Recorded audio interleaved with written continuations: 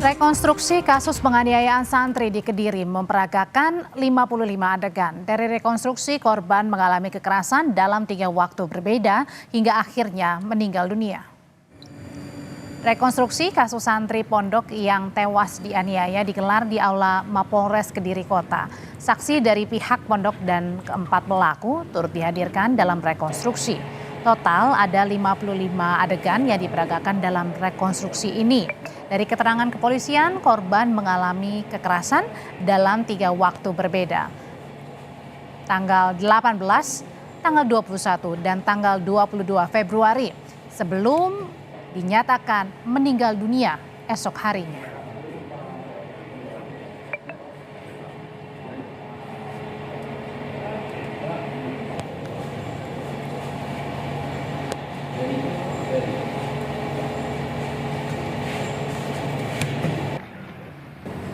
TKP pertama 3, kemudian TKP yang kedua ada 12, TKP yang terakhir ada 40 adegan.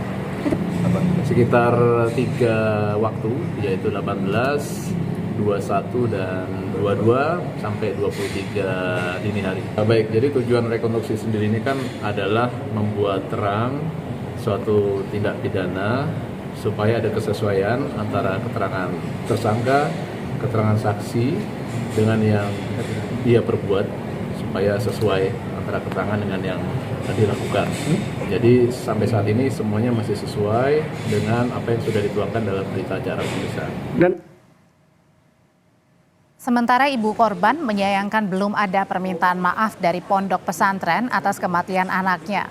Ibu korban kini menyerahkan sepenuhnya kasus ini ke polisi setelah ditetapkan 4 orang tersangka.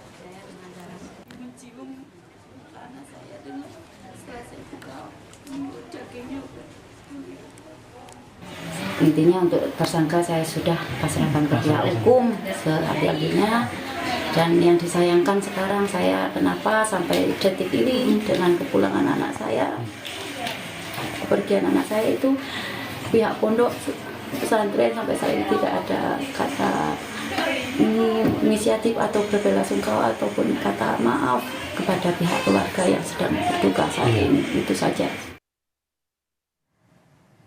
Lalu bukti-bukti apa yang berhasil dikumpulkan polisi dalam rekonstruksi kasus penganiayaan santri oleh seniornya? Kita bergabung dengan Kapolres Kediri Kota AKBP Bramastio. Selamat petang Pak Kapolres. Selamat petang Mbak. Pak Kapolres, jadi bukti baru apa yang didapat dari hasil rekonstruksi hari ini Pak?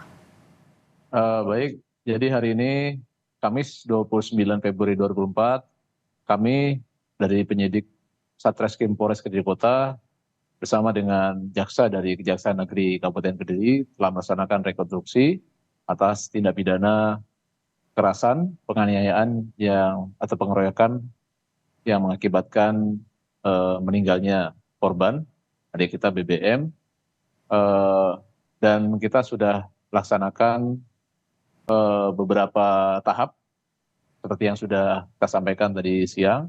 Dari tahap 1, tahap 2, tahap 3 dari masing-masing adegan.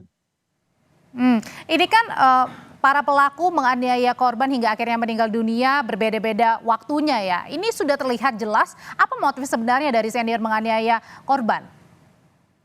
Baik, jadi memang tujuan dari rekonstruksi sendiri adalah membuat jelas atau membuat terang dan kesesuaian antara apa yang sudah dituangkan dalam berita acara antara saksi, tersangka, dengan apa yang sesungguhnya dilakukan. Apakah betul-betul terjadi tindak pidana. Dan hasilnya adalah masih sesuai antara yang dituangkan dalam berita acara dengan apa yang tadi dilakukan dalam rekonstruksi. Jadi 4 tersangka ini semuanya memiliki peran, baik di tanggal 18, tanggal 21 maupun tanggal 22.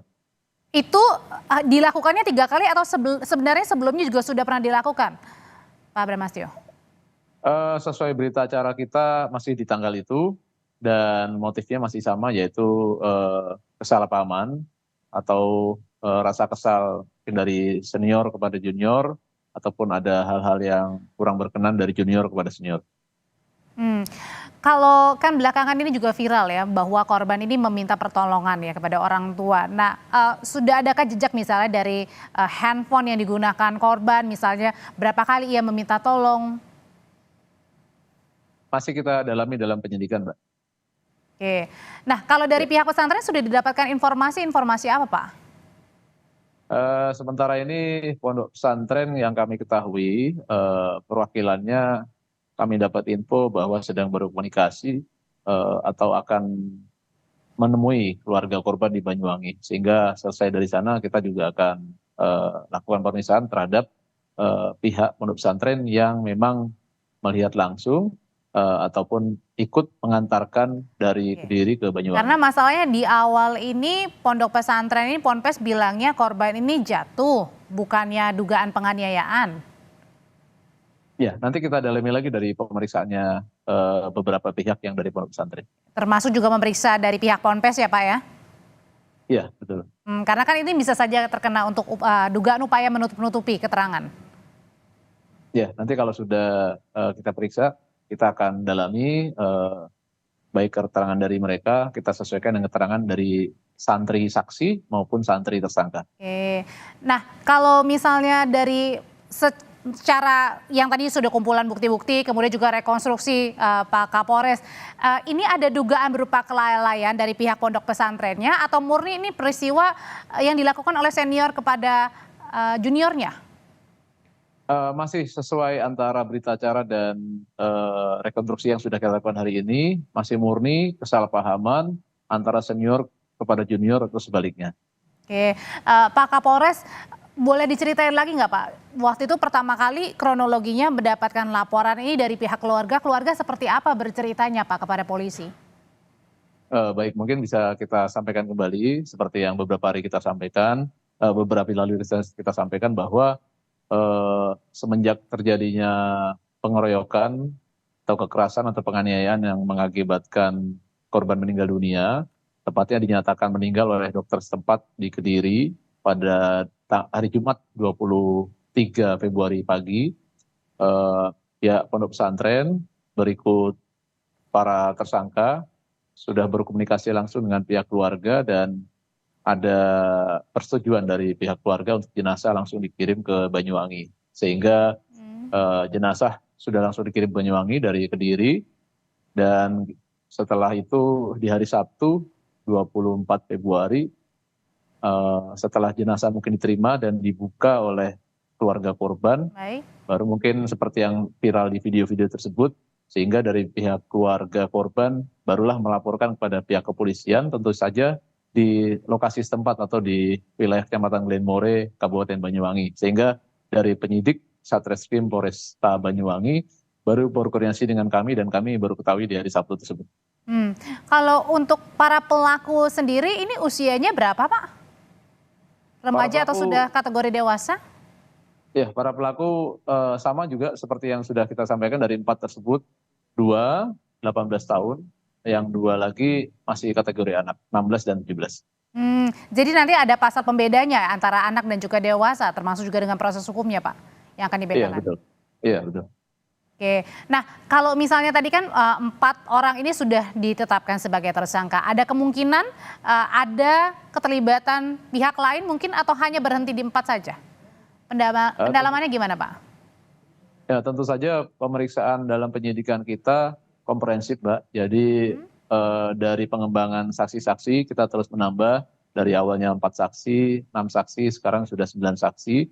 Nanti perkembangan apa yang kita temukan lebih lanjut, kita akan informasikan kembali hasil dari pemeriksaan saksi-saksi yang lain. Namun sampai saat ini memang masih 4 tersangka yang sudah kita tetapkan, kita tahan, dan kita lakukan rekonstruksi pada hari ini.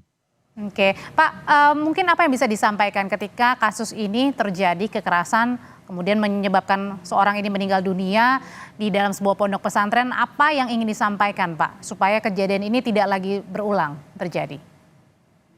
Baik, kami selaku aparatur pemerintahan juga dengan bersama stakeholder terkait, instansi yang menaungi ataupun yang mengasistensi terhadap kegiatan belajar mengajar maupun pengasuhan di dunia pendidikan, khususnya di pondok pesantren, tentu saja berharap para